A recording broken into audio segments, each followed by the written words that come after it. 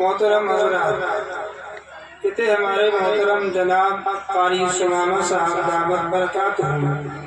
ابھی اپنی بہترین تلاوت سے ہمارے دلوں کو، ہمارے قلوب کو مجلہ اور مصفا فرما رہے تھے۔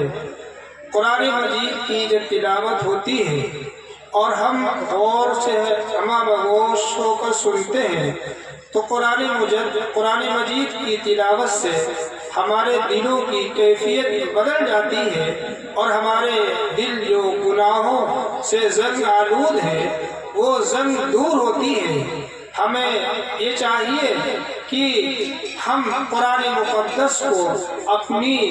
زندگی کا نصب العین بنا لیں۔ قرآن مجید کی تلاوت کو، قرآن مجید کے اندر اللہ عز و جل نے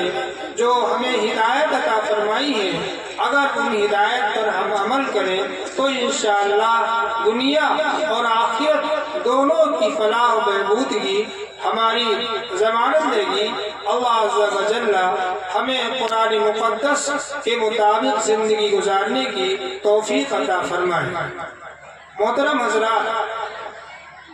ابھی میں آپ کو اطلاع عرض کرتا ہوں، بیانات کا سلسلہ اس کی ترتیب یہ تھی، ہم نے ابھی عرض کیا تھا کہ ہمارے درمیان میں ہم سب کے بڑے حضرت مولانا احمد علی صاحب دامت برکاتہم تشریف فرما ہے۔ حضرت مولانا احمد علی دامت برکاتہم کے علاوہ ہمارے اس عظیم الشان اجلاس کے صدر محترم حضرت مولانا جلال الدین صاحب دامت برکاتہم بھی اسٹیج پر تشریف فرما ہے۔ یہ ہمارے لیے خوشی اور سعادت مندی کی بات ہے۔ ویسے تو ہماری اور ہم سب کی خواہش یہ تھی کہ حضرت مولانا جلال الدین صاحب دامت برکاتہم جو ہم سب کے ہمارے اساتذہ کے اساتذہ ہیں، وہ چند کلمات ہی صحیح کچھ وعظ فرما دیتے، لیکن میں آپ کو اطلاع دے رہا ہوں، عرض کر رہا ہوں کہ کئی روز سے حضرت والا کی طبیعت ناساز ہے اور کیفیت یہ ہے کہ آج کے اجلاس کی حاضری بھی مشکل نظر آ رہی تھی، لیکن ان کا احسان ہے، ہم ان کے شکر گزار ہیں کہ وہ اپنی طبیعت کی ناسازی کے باوجود تشریف لائے۔ میں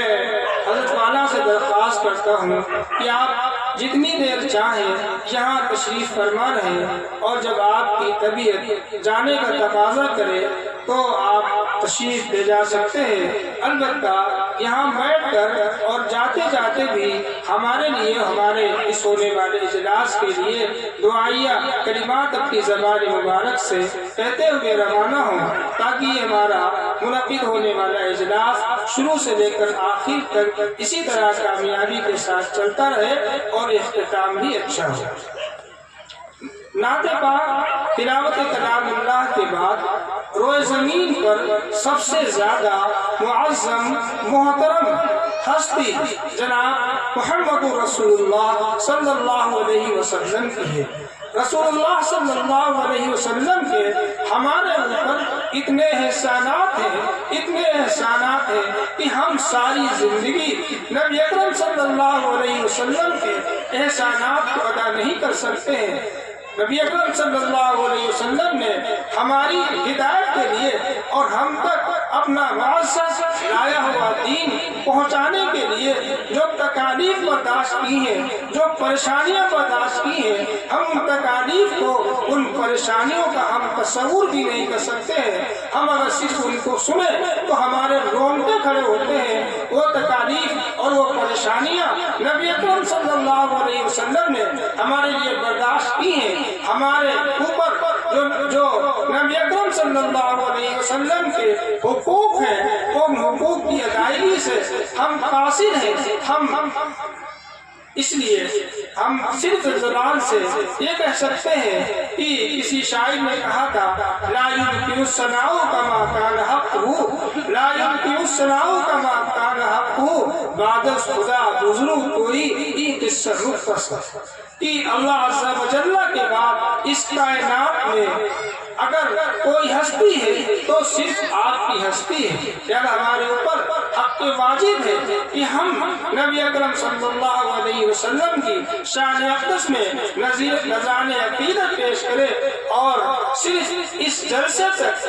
محدود نہیں بلکہ ہم زیادہ سے زیادہ کوشش کریں نبی اکرم صلی اللہ علیہ وسلم پر درود شریف کا نذرانہ ہم